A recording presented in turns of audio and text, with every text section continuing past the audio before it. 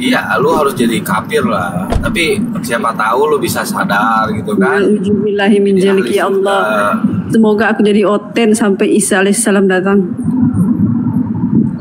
Lu percaya Isa alaihissalam Tuhan? Ya Isa alaihissalam kan Rob. Percaya berarti lu meyakini bahwa Isa alaihissalam itu Tuhan. Muhammad aja Rob kata Daman. Ya emang Rob. Emang iya. Rob. Kenapa? Isa alaihissalam juga Rob. Iya. Iya, semua Rob. Nabi Assalamualaikum. Waalaikumsalam warahmatullahi wabarakatuh. Semangat sore penyembah Kristus. Apa kabar? Alhamdulillah baik. Jadi begini, saya menantikan kedatangan Yesus dan kedatangan Isa alaihissalam. Berarti yang datang kepada Paulus bukan Isa ya, bukan Yesus yang datang ya kepada Paulus. Ya. Ya Allah ya Rob. Jadi begini Bang Suma. Gimana? Begini Bang Suma ya. Kenapa Bang Suma selalu jangan ngomong dulu lah. Ya lanjut. Ya. Jadi gini, kenapa nanti baru jawab ya? Ya. Kenapa? Tapi saya sebentar lagi turun nih. Kenapa Bang iya pasti kabur kalau sama Bang Suma pasti nggak ada Kristen yang pernah lo nggak pernah kabur, saya kan ada kesibukan juga lah. Buktinya mau pergi. Nah kan ada kesibukan juga lah gimana? Oh gitu ya iya, sudah. Jadi begini, kenapa? Sebelum kabur mau ngomong apa? Bukan kabur, lari sederhananya lari. Ya kenapa? Ya ada kesibukan lah. Jadi begini. Oh iya kesibukan lari. Iya gimana? Kenapa Bang Suma selalu jangan jawab dulu ya. Kenapa Bang Suma selalu men-framing Rasul Paulus, sedangkan Allah Subhanahu wa taala dan Rasulullah sallallahu alaihi wasallam enggak pernah men-framing Rasul Paulus. Ayo jawab. Saya jawab. Oke. A'udzubillahi minasyaitonirrajim. Bismillahirrahmanirrahim. Allah Subhanahu wa taala menjelaskan di dalam Al-Qur'an waskru fil kitabi Maryam izin tabasat min ahliha makanan syarqiyan. Wahai Nabiku Muhammad, sampaikan cerita yang sebenarnya tentang Maryam dan anaknya kepada seluruh manusia di dalam Al-Qur'an, yaitu terkait dengan Maryam, terkait dengan anaknya yang suci yang difitnah oleh orang-orang kafir, bahwa dia itu mengajarkan dirinya Tuhan kepada Bani Israel. Sampaikan wahai Nabi Muhammad bahwa tugasmu datang ke atas muka bumi ini adalah untuk mensucikan Nabiku Isa alaihissalam, membersihkan Nabiku Isa alaihissalam dari fitnahan orang-orang kafir. Jadi kalau saya membahas Paulus itu wajar karena perintah Quran. Al-Quran yang memerintahkan kepada saya untuk membersihkan Nabi Isa alaihissalam dari ajaran-ajaran orang-orang kafir yang melantiknya menjadi Tuhan. Utamanya paman Paulus. Paman Paulus ini yang harus bertanggung jawab, karena dia mendapatkan pengabaran dari sosok yang terkutuk di atas salib, tetapi yang dijual adalah nama Nabiku Isa alaihissalam, yang kemudian oleh orang barat menyebutnya nyecus. Jangan kabur dulu, naikkan yang lebih kuat lagi argumentasinya. Silakan. Kanda peta lembu. Assalamualaikum Dinda. Ya, naik lagi. Waalaikumsalam warahmatullahi wabarakatuh. Gurunda, Bang Suma, Bangku. Assalamualaikum semua. Waalaikumsalam warahmatullahi wabarakatuh. Lanjut Gurunda, lanjut. Iya, jadi Allah Subhanahu wa taala mengatakan, aku akan mensucikanmu, membersihkan namamu dari orang-orang kafir. Itu diterangkan oleh Allah. Nah, salah satu cara kemudian untuk Allah membersihkan nama beliau, membersihkan Nabi Isa alaihissalam dari fitnahan-fitnahan, sangkaan-sangkaan orang-orang laknat kepada Nabi Isa alaihissalam, yaitu dengan hadirnya para apologet Islam Indonesia. Allah di dalam Al-Quran menjelaskan, Bismillahirrahmanirrahim, Iskalallahu ya Isa inni mutawaffik wa rafi'uka ilayya wa mutahhiruka minal ladina kafaru wa ja'ilul ladina taba'uk fawqal ladina kafaru ila yaumil qiyamah. Ingatlah kemudian ketika Allah berfirman kepada nabinya Isa alaihi salam, wahai Isa, wahai Nabi yang aku ciptakan tanpa ayah, aku mengambilmu, aku mengangkatmu, serta mensucikan, membersihkanmu dari orang-orang kafir dan menjadikan orang-orang yang mengikutimu di atas orang-orang kafir hingga hari kiamat. Kemudian kepadaku engkau kembali, lalu aku beri keputusan tentang apa yang kamu perselisihkan. Nabi Isa alaihi salam berselisih dengan orang-orang kafir yang telah melantiknya menjadi Tuhan. Nabi Isa dituduh oleh orang-orang kafir, engkau Tuhan, engkau bukan manusia biasa, engkau bukan nabi biasa, engkau bukan rasul biasa, tetapi engkau adalah Tuhan yang datang inkarnasi mengambil jasad manusia. Engkau adalah Tuhan lalu engkau mati kemudian untuk nebus dosa-dosa manusia.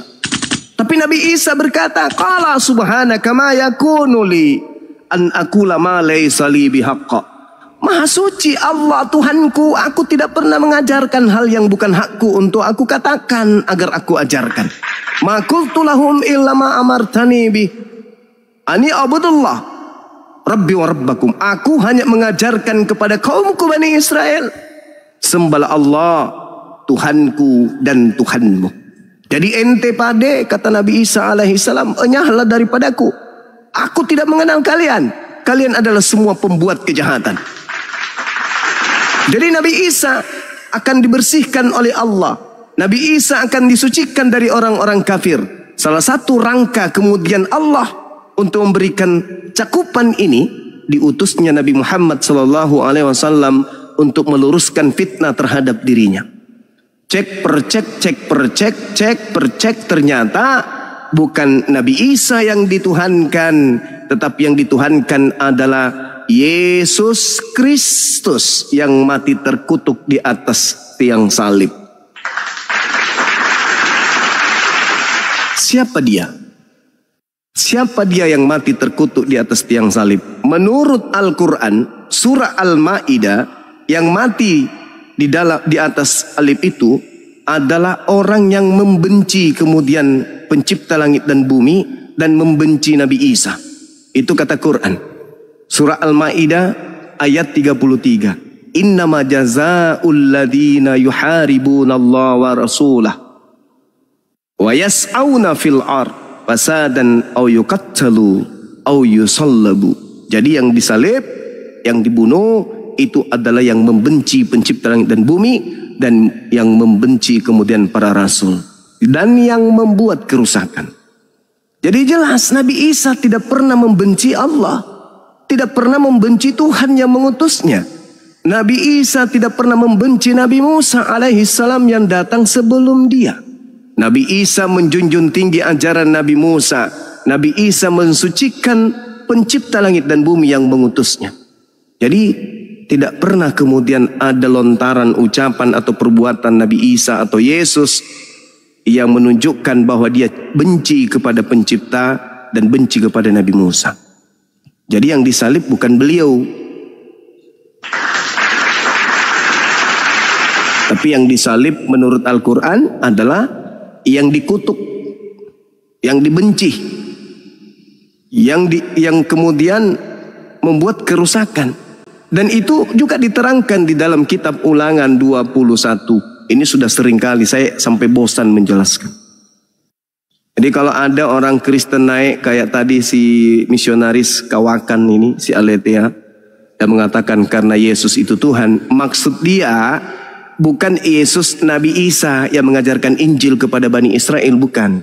Tapi yang dimaksud Aletea adalah sosok yang mati terkutuk di atas salib, yang menjanjikan kemudian kuasa dunia, yang menjanjikan keselamatan dengan darahnya, yang menjanjikan keselamatan dengan mengimaninya, mati, bangkit pada hari ketiga, yang menjadi kutuk di atas salib. Itulah yang dimaksud Aletea tadi, Aletea.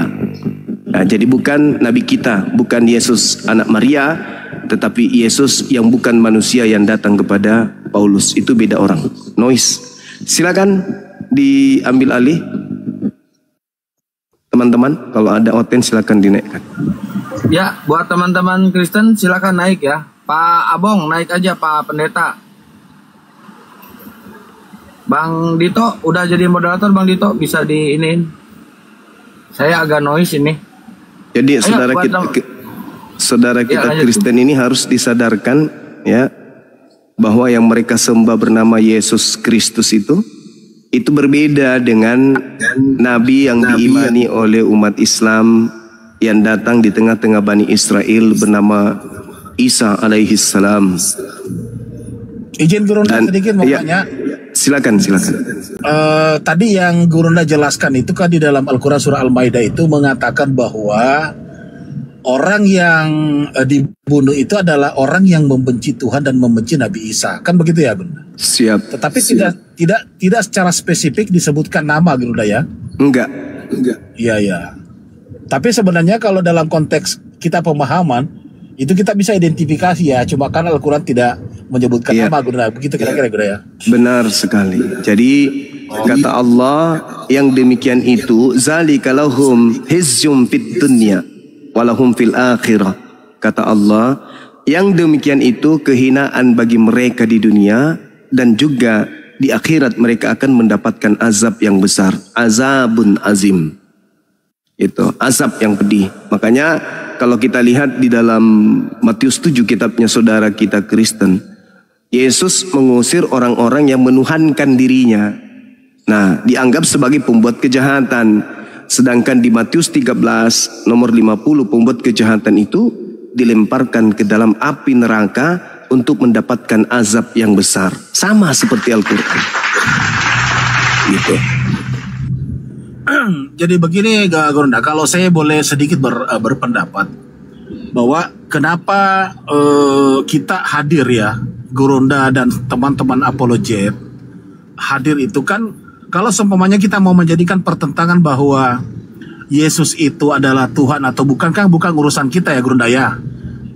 Karena udah jelas Al-Quran mengatakan bukan. Tetapi yang menjadikan barangkali ini menurut pendapat saya, yang menjadikan para apologet hadir dalam membentengi akidah itu salah satu adalah misi-misi misionaris, kemudian mempergunakan istilah-istilah Al-Quran di dalam kitabnya mereka. Bukan begitu kira-kira, Gurunda? Iya, dasar pijakan utamanya itu uda'u ila sabili rabbika bil hikmah. Jadi karena mereka kemudian mengambil istilah Al-Quran lalu mengajarkan umat Islam itu menjadi pengikut untuk menyembah kepada Kristus yang mati digantung secara kutuk di atas salib, maka Islam datang untuk membentengi akidah umat Islam.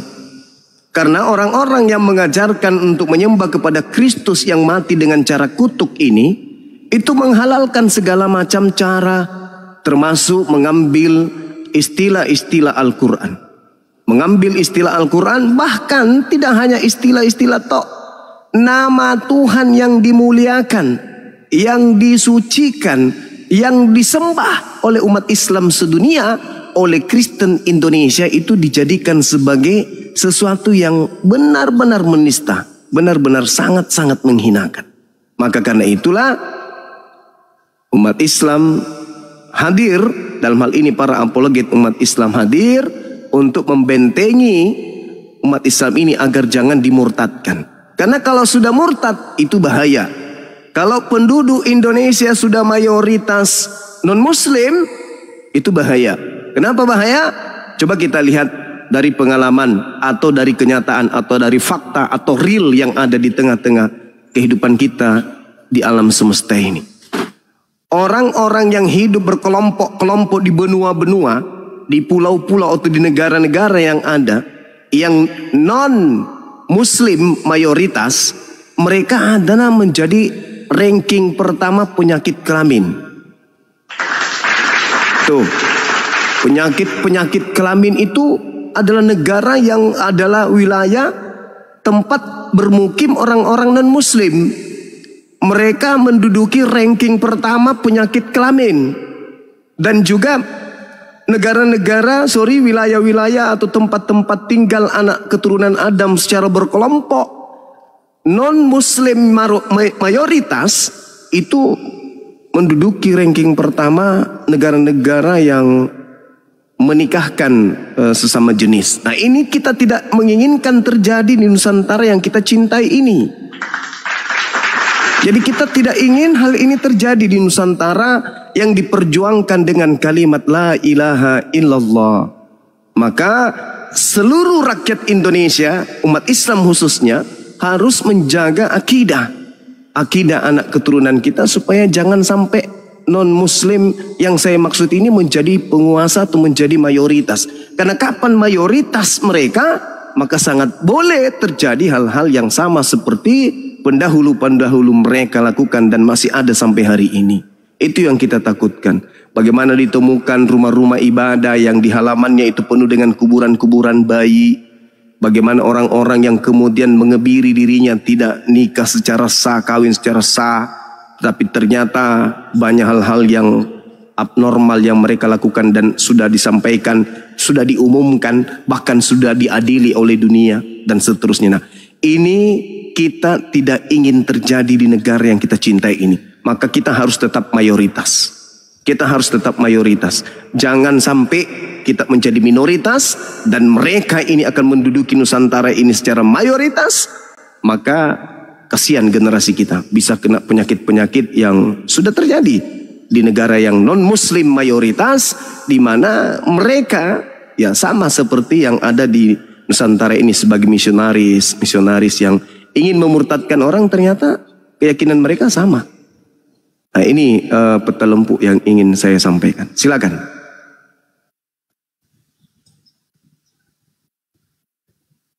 Silakan yang lain. Cuma itu saja saya mau ambil intisarinya tadi, yang apa yang dijelaskan tadi Gurunda itu. Silakan yang lain barangkali. Iya, tadi dia maksa banget bahwa Isa Al-Masih itu adalah Tuhannya mereka, Gurunda. Bukan Nabi Isa alaihissalam yang mereka tuhankan, bukan. Makanya Al-Quran mengatakan, qala subhanaka ma yakunu li an aqula ma laysa li bihaqq. Saya tidak pernah mengajarkan untuk menyembahku, enggak. Tidak pernah, itu bukan hakku untuk aku katakan itu. Begitu juga dikatakan dalam Matius 7 nomor 22, 23. Bukan setiap orang yang memanggil aku Tuhan akan masuk ke dalam surga, melainkan apa? Mereka yang melakukan kehendak Bapa.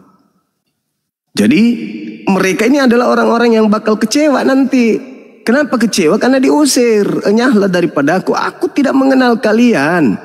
Kalian semua adalah pembuat kejahatan. Wa idza usiran nasu kanu lahum a'da wa kanu ibadatihim kafirin. Itu jelas itu dalam Al-Quran.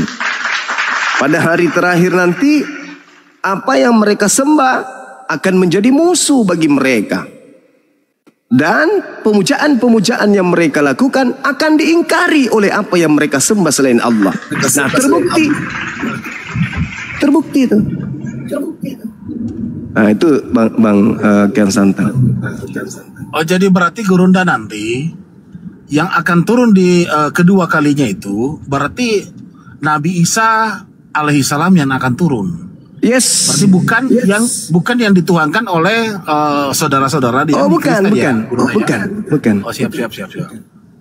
Bukan yang disembah mereka itu yang akan turun, bukan. Tapi yang turun itu adalah Nabi Isa. Yang turun Nabi Isa alaihissalam menjadi hakim. Pola penghakimannya itu jelas. Yang tadi, ma qultu lahum illa ma amartani bi ani a'budullah rabbi wa rabbakum. Itu pola penghakimannya itu. Siapa yang menuhankan aku dan siapa yang mengikuti ajaranku, yaitu menyembah Allah Tuhanku dan Tuhanmu. Makanya dikatakan di dalam Yohanes 12 nomor 48, barang siapa yang menolak aku, tidak menerima firmanku, dia sudah ada hakimnya, yaitu hakim yang pernah aku katakan yaitu perkataan yang pernah aku ucapkan kepada mereka. Apa itu? Sembahlah Allah Tuhanku dan Tuhanmu. Aku akan pergi kepada ilahku dan ilahmu. Hidup kekal itu adalah mereka mengenal engkau satu-satunya Tuhan yang benar dan mengenal aku sebagai utusanmu. Ada kesaksianku yang lebih penting, bahwa semua yang kulakukan, mujizat yang kuperlihatkan, semua itu bersaksi bahwa engkaulah yang telah mengutus aku. Segala firman engkau yang kau berikan kepadaku telah kusampaikan kepada mereka, dan mereka semua telah menerimanya dan mereka percaya bahwa engkaulah yang telah mengutus aku. Ma qultu lahum illa ma amartani bi Ani abudullah rabbi wa rabbakum. Kenapa Nabi Isa? Kenapa bukan Nabi Muhammad? Karena Nabi Isa memiliki PR besar. Apa itu? Adanya oknum-oknum si tuyul, tukang tahayul, yang melantiknya menjadi setara dengan pencipta langit dan bumi. Padahal yang mereka lantik setara dengan pencipta langit dan bumi itu bukan Nabi Isa, melainkan si kutuk, yaitu ular tua. Seperti itu, Bang. Ya, ini ada biru muda. Biru muda Muslim apa Kristen? Kristen, mau tanya boleh nggak? Boleh, silakan. Bang Suma, Silakan. Kan saya Kristen tapi Kristen bukan yang nggak taat ya, cuma tanya aja tentang Islam gitu. Gak apa-apa kan? Siap. Nggak apa-apa, Bang. Gini Bang. Siap. Kalau misalkan nih ada orang Kristen yang maksudnya menghina agama Bang Suma gitu di depan Bang Suma sendiri, Bang Suma bakal ngelakuin apa? Ya, ini negara hukum. Kita akan laporkan ke pihak yang berwajib. Apalagi penistaan kepada agama. Karena 5 agama di atas di Islam ini, ya, itu adalah agama yang diakui oleh negara kita. Oh gitu ya. Iya. Tapi kalau ada misalkan orang Muslim yang mengancam bunuh-bunuh gitu, apakah Bang Suma juga setuju dengan hal itu? Oh, nggak boleh. Di Islam nggak boleh membunuh orang lain di luar Islam, kecuali orang itu memusuhi, memerangi umat Islam. Tidak boleh. Tapi kalau dalam konteks penghinaan dan penghujatan itu juga boleh dibunuh, Bang? Nggak boleh. Nggak boleh, ini negara hukum. Nggak boleh. Cuman apa yang bisa kami lakukan adalah melakukan mengkanter semua perbuatan-perbuatan mereka yang terkait penyesatan terhadap manusia. Itu yang kami lakukan. Kenapa? Karena agama Islam ini harus sampai kiamat. Seperti Nabi Musa ajarannya, kenapa nggak terjaga sampai kiamat? Karena memang itu hanya untuk Bani Israel. Begitu juga ajaran Yesus itu hanya untuk Bani Israel. Kalaupun ada yang mengatakan pengikut Yesus tapi bukan Bani Israel, 100%, berjuta persen pasti itu penyembah setan, bukan penyembah Yesus. Bukan Yesus anak Maria yang mereka sembah, tetapi iblis yang nyamar-nyamar Yesus. Itu saya dapat pastikan. Saya dapat pastikan itu. Berjuta bermiliar persen saya dapat pastikan bahwa yang mereka sembah bukan Yesus anak Maria, tetapi itu adalah iblis yang nyamar Yesus. Tanya saya kenapa kalau bisa. Enggak sih, cuma tanya aja gitu. Iya, silakan. Bertanya-tanya tentang, kan saya juga orangnya nggak terlalu taat nih, nggak religius lah gitu. Kalau agama, saya kan tahu dari Bang Suma dari TikTok gitu. Jadi saya tanya ke Bang Suma gitu. Iya. Saya juga orangnya nggak terlalu fanatik kok kayak yang lain kok. Iya, Bang. Jadi Islam itu diminta di dalam Al-Quran, ud'u ila sabili rabbika bil hikmah. Sampaikan Islam itu, ajak manusia ke Islam dengan cara hikmah, dengan cara yang baik. Itu, Bang. Iya. Illal ladzina zalamu minhum. Tapi kecuali gini, iya, Bang, gimana? Kalau misalkan nih Bang Suma nih kan tugasnya dakwah ya, atau preaching ya, atau misionaris dalam Islam ya. Itu kalau misalkan ada nih non muslim yang tidak mau masuk Islam, itu tidak ada paksaan kan? La ikraha fiddin, tidak bisa dipaksa. Islam itu berat. Orang yang ada di Islam aja lahir dari Islam belum tentu taat, apalagi orang yang hidupnya hanya berleha-leha, makan makanan seluruh yang diharamkan dimakan, tak ada batasan-batasan, tak ada haram-haram dalam agama mereka. Kemudian menyembah Tuhan juga buatan-buatan mereka, ibadah pun asal-asal mereka buat. Kemudian prosesi keagamaan juga buatan tangan mereka, bukan perintah Tuhan. Tiba-tiba mau diajak masuk Islam dengan paksa, nggak bisa. Lawang mereka tidak menyembah Tuhan aja malas, apalagi disuruh menyembah Tuhan. Seperti itu, Bung. Jadi yang muslim aja yang udah lahir muslim bisa aja murtad ya, Bang ya, kalau dalam Islam. Betul. Mereka yang tidak kemudian cinta kepada akhirat bisa murtad karena di Islam itu berat. Seperti Saifuddin Ibrahim, dia kan ngaku, saya keluar Islam karena saya tidak sanggup ibadah sholat. Kalau di Kristen, Ke gereja mau ngapain ke gereja? Ya tampil, ngapain? Ya konser, nyanyi. Itu kan pekerjaan happy. Siapa sih di dunia ini yang tidak suka nyanyi? Semua suka nyanyi. Jadi itu bukan ibadah dalam prosesi pengajaran para nabi. Nyanyi itu ya ajaran konser. Mau konser ya ke gereja. Berbeda dengan kami umat Islam. Ibadahnya minimal 5 kali sehari ke masjid, meletakkan wajah di lantai sama seperti para nabi. Kalau hanya nyanyi-nyanyi masuk surga, siapa yang tidak mau? Semua mau. Tapi apakah seperti itu yang dijalankan? Apakah seperti itu yang dipraktekkan? Apakah seperti itu yang diperintahkan oleh pencipta langit dan bumi? Tidak. Tidak. Satu nabi yang disuruh kemudian menyanyikan kidung, yaitu Nabi Daud. Tapi apakah Nabi Daud punya umat? Tidak, dia seorang nabi. Dia tidak mengajarkan orang untuk kemudian mengikuti pola kehidupan yang enggak. Berbeda dengan Nabi Musa, berbeda dengan Nabi Isa. Nah, oleh karena itu, ketika dikatakan bahwa harus mengikuti pola ajaran para nabi, ya mendendangkan kidung, memuji Tuhan, itu bagian daripada ibadah. Tetapi harus ada ritual wajib. Harus ada ritual wajib. Karena Yesus sendiri mengatakan, jika hidup keagamaanmu tidak lebih baik dari ahli Taurat, kamu tidak akan masuk surga. Nah, sekarang siapa hidup keagamaannya yang lebih baik, yang lebih sempurna, yang lebih teratur, yang lebih terinci, yang lebih apik? Islam atau Kristen setelah ahli kitab? Ya Islam dong. Kristen apa ibadahnya? Nggak ada Kristen ibadahnya itu. Yang mana? Hari Minggu itu bukan ibadah. Ibadah itu penyerahan diri, niat, perkataan, perbuatan.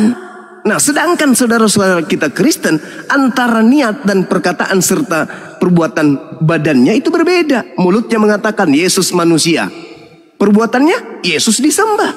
Jadi tidak seimbang antara mulut dengan tindakan. Sedangkan yang disebut ibadah diniatkan di mulut, dipraktekkan dengan hati, dan kemudian harus terdedikasi dengan perbuatan. Itu yang disebut ibadah. Coba saudara Kristen ditanya, wahai saudaraku Kristen, ya paman, Maria melahirkan apa? Melahirkan manusia, Tuhan atau bukan? Tuhan. Nah, mulut mengatakan manusia, mulut juga yang mengatakan Tuhan. Jadi yang keluar dari jasad Maria itu Tuhan. Oh, itu adalah Tuhan dalam bentuk manusia. Tuhan tidak. Dia adalah Tuhan 100%, manusia 100%. Tengoklah. Kacau kan? Nanti kalau Anda ke gereja, lihat mereka. Siapa yang mereka sembah? Ya, tidak ada lagi manusia 100%, ya hilang. Yang ada cuman Yesus 100%. Nah, ini bukan ibadah. Itu bukan ibadah. Itu sembahyang. Atau apa namanya itu ya? Ritual, itu ritual. Ritual prosesi keagamaan, bukan ibadah. Karena memang ibadah itu hanya ada di Islam. Saya kira begitu. Iya ya, gitu ya. Tapi itu ini ya, saya paham nih dari penjelasan Bang Suma. Tapi memang itu ya perspektif Islam dalam memandang kekristenan ya. Jadi saya paham sih. Gitu. Iya. Tapi ini sekedar diskusi aja ya Bang, tidak debat ya. Saya tanya. Oh iya, silakan Bang. Silakan. Saya nggak juga bermaksud menghina kok, cuma tanya-tanya aja. Iya, nggak apa-apa. Kalau masih sebatas tidak melanggar kaidah, silakan, pasti kita akan layani. Apapun itu, pertanyaan apapun itu, Bang. Ini Bang, di Islam itu memang dalam berdoa, sholat itu memang ketat sekali ya, beda dengan Kristen ya, yang mungkin aja hanya seminggu sekali gitu. Dan itu mungkin tidak bisa dilakukan oleh semua muslim, seperti sholat 5 kali sehari dan ibadah-ibadah yang lain juga gitu. Tapi memang seperti itu ya Bang. Lanjut. Gimana? Seperti itu ya Bang Suma ya. Gimana Bang? Jadi muslim itu memang berat ya, harus sholat. Betul. Tapi rata-rata kemudian orang yang mu'allab, ketika saya tanya, apakah setelah masuk Islam Anda merasa berat untuk melakukan ibadah. Apa yang mereka katakan? Oh enggak. Kami justru setelah masuk Islam, kalau bisa ditambah sholat itu sampai 10 kali sehari semalam, kami pun sanggup. Kenapa? Karena ternyata ibadah di Islam itu adalah meringankan segala hal. Meringankan segala hal. Masalah di bumi menjadi ringan. Ketakutan-ketakutan masalah alam kubur, masalah akhirat menjadi ringan. Justru dengan ibadah di dalam Islam menjadikan umat Islam itu bertanggung jawab terhadap perbuatannya. Segalanya ringan. Setelah ibadah semuanya menjadi nyaman, lapang dada, nggak ada keraguan.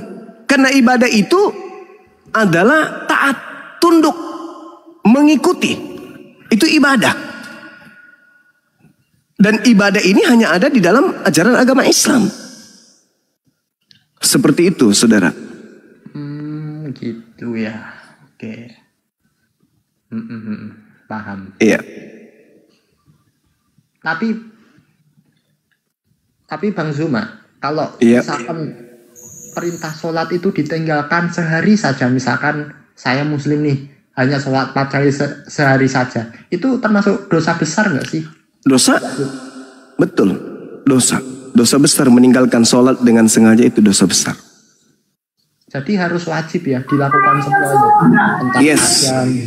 Semisal sholat itu adalah makanan ruhani. Makanannya ruh.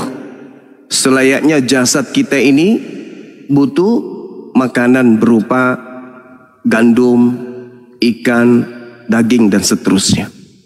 Coba Anda lihat orang yang tidak makan nasi, jasadnya akan sakit, lemah, rapuh, dan seterusnya. Begitu juga orang yang rohnya tidak makan, rohnya itu pasti sakit. Cuman karena roh itu tidak membias kepada jasad, maka tak nampak. Roh itu orangnya mau gila, orangnya mau stres, orangnya mau apapun, rohnya tidak pengaruh. Coba orang gila dengan orang yang waras, rohnya tetap sama, stabil. Tetapi ketika roh ini sakit, itu nampak terlihat dari orang-orang yang meninggalkan ibadah. Sama contohnya, jasad tidak akan pernah mampu mengucapkan satu perkataan, satu perkataan pun, bahkan satu huruf pun, jasad tidak mampu mengucapkan kata itu atau huruf itu tanpa adanya roh. Nah, kalau roh itu sakit, tidak pernah menyembah kepada Tuhan, maka roh itu sakitnya akan nampak pada perbuatan roh, pada perbuatan jasad. Jadi roh yang sakit akan nampak kepada perbuatan jasad. Misalnya ditanya, Tuhanmu manusia atau bukan? Bukan. Yesus manusia atau bukan? Manusia. Yang kamu sembah Yesus atau bukan? Yesus. Coba. Jadi roh yang sakit, yang tidak pernah menyembah kepada Tuhan yang benar, itu akan nampak kepada biologisnya.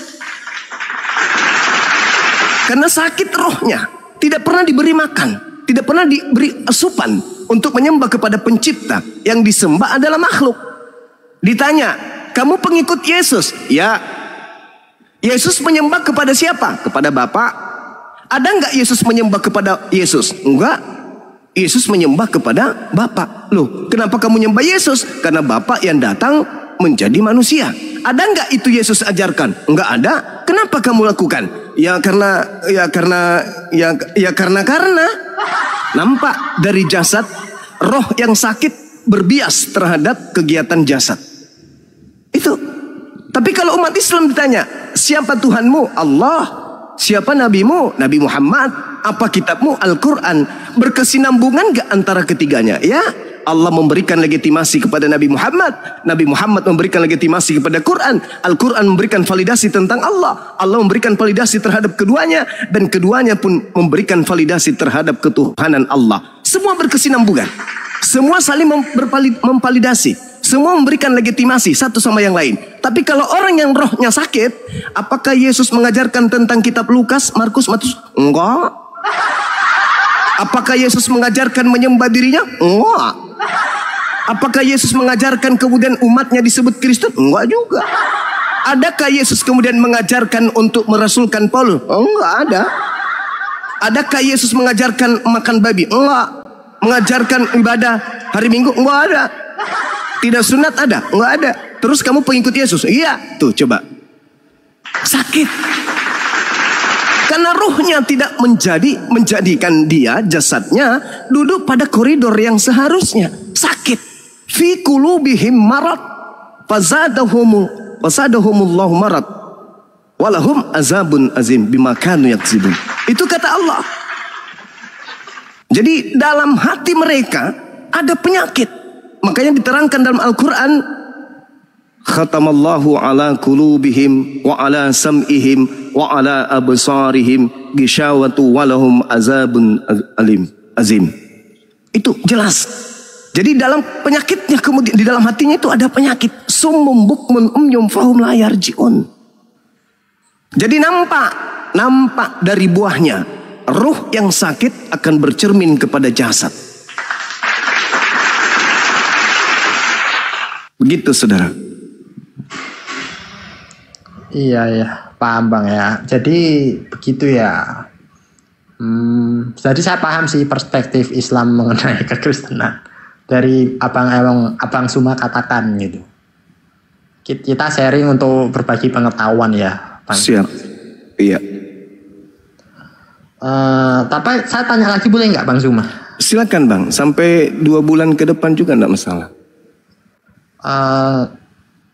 Bang Suma. Siap. Kalau umat Muslim itu sebenarnya boleh nggak sih kalau sekedar menghadiri ibadatnya orang Kristen saja, tetapi tidak ikut meyakininya? Boleh nggak? Sebenarnya gini, saudara. Di dalam Islam itu ada perintah di dalam surah An-Nahl ayat 105. Allah Subhanahu wa taala menjelaskan kepada kami bahwasanya sesungguhnya innama yaftaril kazibal ladzina la yu'minuna bi ayatillah ulaika humul kazibun. Kata Allah, sesungguhnya yang mengada-adakan kebohongan hanyalah orang yang tidak beriman kepada ayat-ayat Allah, dan mereka itu adalah pembohong. Kami tidak mau digolongkan di sini. Ketika kami hadir dalam prosesi acara keagamaan saudara-saudara kami non-muslim, berarti dengan kata lain, kami mengiyakan kebohongan itu. Padahal kami tahu, kami paham. Kristen contoh mengadakan Natal. Ini tak ada dasar pijakannya. Kristen mengadakan kenaikan Yesus Kristus. Tidak ada dasar pijakan. Kematiannya diperingat, tak ada dasar pijakannya. Apalagi tidak ada. Jadi kalau kami ikut di sana, kami melanggar hukum yang ada di dalam iman kami. Innama yaftaril kazibal ladzina la yu'minuna bi ayatillah. Celakalah orang yang berkata selamat atas kelahiran Yesus tanggal 25 Desember. Celaka itu. Bagi kami umat Islam. Tapi bagi saudara Kristen silakan aja. Itu iman saudara. Tapi umat Islam yang mengatakan selamat atas kelahiran Yesus tanggal 25 Desember. Itu ikut berbohong, berdusta. Dan itu dilarang di dalam Islam. Waman azlamu mimman iftara 'alallahil kadhiba wa huwa yud'a ilal Islam. Itu enggak boleh. Tidak boleh kemudian mengada-adakan. Siapakah mereka yang zalim? Bukankah mereka yang telah datang kepadanya ajakan masuk Islam tapi menolak? Itulah orang-orang pendusta yang paling zalim. Ini kalau Kristen dijejer nih dari barat sampai timur Asia sana, dijejer satu demi satu, dikumpulkan, ditanya, Yesus apa betul lahir tanggal 25 Desember? Ada data nggak? Akurat nggak informasi itu? Tak ada satu manusia pun sampai pendeta dan pastor bertelur kembar tidak akan pernah bisa memberikan data itu. Berarti cukuplah kebohongan itu ada pada mereka. Jangan kami umat Islam juga ikut dalam kebohongan tersebut. Karena itu adalah dosa besar. Bukan kami tidak toleransi, enggak. Dalam tataran berbangsa dan bernegara, oke. Kita akan mengucapkan selamat atas perayaan Anda hari ini, akan iman Anda, silakan. Tetapi dalam segi akidah, kami nggak boleh mencampur adukkan itu. Kita saudara sebangsa dan setanah air. Udara yang kita hirup masuk ke rongga dada kami, keluar, itu yang Anda hirup. Begitu juga sebaliknya. Anda buang hajat, turun hajat Anda ke bumi Indonesia. Turun terus ke bawah. Ke bawah, ke bawah, ke bawah. Hajat Anda ke bawah. Habis itu diuapkan, nanti naik menjadi hujan. Hujan turun ke sungai. Sungai mengalir ke rumah-rumah kita. Itu juga yang kembali kita minum. Kita saudara. Kita sesama ciptaan dan juga sesama anak keturunan Adam. Tapi dalam hal akidah, lakum dinukum waliyadin. Itu ada batasan tembok tinggi sampai ke langit ketujuh. Sampai ke atas Sidratul Muntaha. Seperti itu saudara. Islam kurang apa lagi coba terhadap kaum minoritas di Indonesia ini? Adakah pembatasan uang zakatnya umat Islam yang triliunan? Tolong jangan dikasih ke non muslim, kami aja. Infak-infaknya ya, jangan berikan kepada yang lain. Pajak-pajaknya umat Islam untuk umat Islam, enggak. Semuanya kita serahkan kepada negara yang kita cintai ini, negara yang mengelolanya. Entah itu dia mau bangun jembatan atau jalan menuju ke gereja, menuju ke rumah ibadah agama-agama lain, silakan. Islam tidak intervensi itu. Itulah bukti bahwa Islam rahmatan lil alamin. Iya, ya saya paham ya. Jadi iya. Ini memberi Bang Suma penjelasan Bang Suma memberi saya seperti sebuah pemahaman baru ya, seperti presiden mengenai saya memandang Islam bagaimana. Jadi gini Bang, jadi di dalam Islam itu kita diperbolehkan ya menolong non Muslim ya yang sedang kesulitan. Oh iya. Tapi kita betul. Di Al-Quran kami jelas itu Bang. Islam mengajarkan untuk menghidupkan manusia. Makanya di dalam Al-Quran itu, ketika kita mengajarkan tentang kasih, apa kata Allah? Barang siapa yang menghidupkan, menolong satu manusia saja, maka dia sama halnya menolong seluruh manusia di atas muka bumi ini. Terlepas apapun akidahnya. Al-Quran surah Al-Ma'idah ayat 32. Itu kata Al-Quran.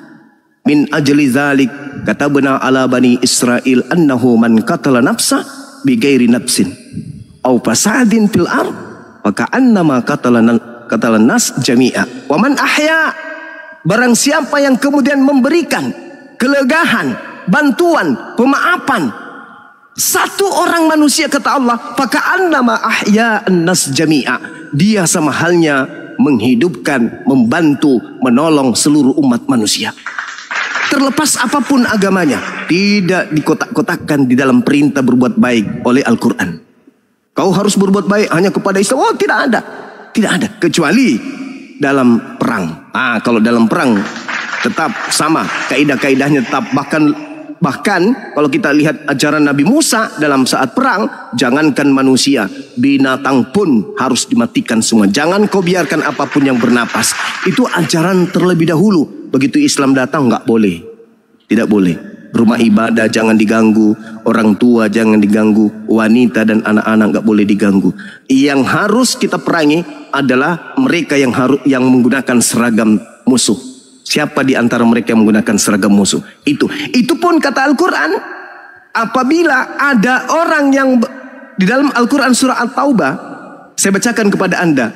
Di dalam At-Taubah ayat 6, apa kata Allah di sana? Apabila orang-orang kafir, wa in ahadum minal musyrikin astajarak, fa'ajirhu hatta yasma'a kalam Allah, thumma ablikhu ma'mana, dzalika bi'annahum qaumul la ya'lamun. Itu kata Allah. Dan jika di antara kaum musyrikin musuhmu ada yang meminta perlindungan kepadamu, maka lindungilah dia agar dia dapat mendengarkan firman Allah. Setelah kamu lindungi dia, apa kata Allah? Antarkan dia ke tempat yang aman baginya. Demikian itu karena sesungguhnya mereka kaum yang tidak mengetahui. Jadi kalau ada seorang murtadin atau pastor pendeta mengatakan, di Kristen itu bang, ya kenapa di Kristen? Kasihilah musuhmu, berdoalah kebaikan untuk dia. Oh, itu belum apa-apa. Kalau cuman mengasihi, kalau cuman memaafkan itu kecil mah. Di Islam ketika kita diperangi oleh orang-orang musyrik, orang-orang kafir, lalu orang-orang kafirnya itu kita kalahkan, lalu mereka minta perlindungan. Apa kata Allah? Lindungi, wajib kamu lindungi. Setelah kau lindungi apa? Antarkan mereka ke tempat yang aman. Musuh dalam perang dilindungi, wow. Diantarkan ke tempat yang aman, wow, Masya Allah. Itu hanya ada ditemukan di dalam ajaran agama Islam. Luar biasa bukan? Apakah umat Islam sudah membuktikan itu? Yes. Kapan itu Bang Suma? Pada saat 350 tahun Indonesia dijajah, penduduk pribumi Indonesia ini adalah mayoritas Islam. Yang menjajah 100% non-muslim. Rumah ibadahnya namanya gereja. Tuhannya namanya Yesus. Kitabnya namanya Bible. Rasulnya namanya Paulus. Hari ibadahnya hari Minggu. Agamanya Kristen. Nama rumah ibadahnya gereja. Ketika mereka diusir, ada nggak meninggalkan ini? Meninggalkan gereja, Bible, orang-orang Kristen. Kemudian agama ini ada nggak ditinggalkan? Ada. Apa tindakan umat Islam mayoritas? Hancurkan rumah ibadah gereja? Enggak. Bunuh semua pengikut-pengikut penjajah yang beragama Kristen? Enggak. Lalu mari rangkulan kita membangun Indonesia merdeka. Terbukti kan? Terbukti. Wa in ahadum minal musyrikin astajarah fa'ajirhu hatta yasma'a kalam Allah thumma ablighu ma'mana dzalika bi annahum qaumul la ya'lamun. Itu cerminan yang kedua, bahwa kami tampil umat Islam, Bang Suma bersama dengan pasukannya, para apologet Islam Indonesia. Apakah mereka hadir karena kebencian? Tidak. Apakah karena mereka hadir karena cinta? Yes. Apa buktinya? Saya buktikan. Ketika kemudian ada yang mengaku umat Islam menginjak kitab sucinya saudara-saudara kami orang Kristen. Siapa orang Islam siapa orang penduduk warga negara Indonesia, apapun agamanya, yang berdiri paling depan menggaungkan untuk mengutuk sang penginjak Injil atau Bible ini, satu-satunya adalah Bang Suma. Bang Suma yang berdiri paling depan mengeluarkan surat menolak keras, mengutuk keras tindakan seorang umat Islam yang menginjak Bible. Siapa yang mengutuk keras? Bang Suma. Mana pendeta? Mana pastor? Mana persekutuan gereja? Mana persekutuan jemaat? Mana mereka yang pembela-pembela toleransi itu? Mana mereka yang mengatakan, wah saya harus mewujudkan toleransi beragama di Indonesia, harus kulaporkan semua para penghujat? Mana? Justru